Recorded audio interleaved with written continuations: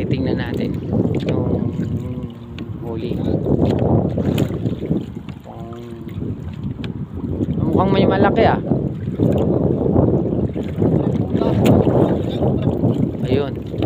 Alam mo, mayroon pa rin naman malaki mga ka-birds kay. Kahit pa paano. Ayun oh.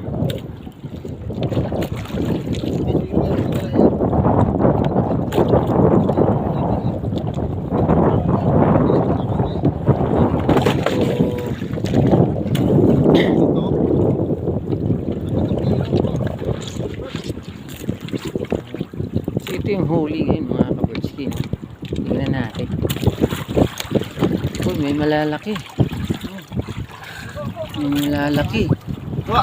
Ano tawag dito sa ano mo to?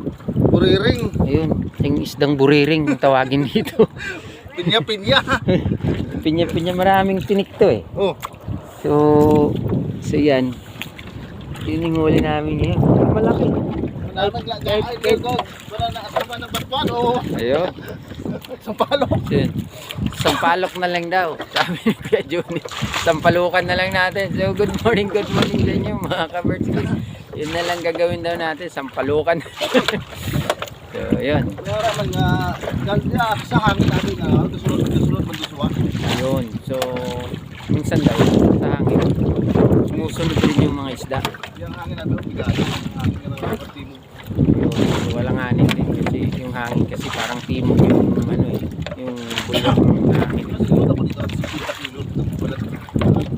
Minsan 50 kilos din pala yung nakukuha ni Nung June sa taba niya. Kaya ngayon lang talaga medyo alanganin lang talaga. So Kasi sunod dugdag ulan. ayun. Pag mag-ulan na siguro kasi Ayun.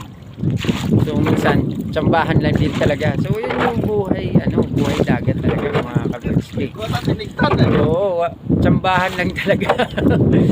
Pinalian din sa alawon. Oo, wala. Kumbaga hindi natin piling talian ng isda para mahuli lang natin eh, no? So yun. So, titingnan natin ulit ito yung huli. Ayun. So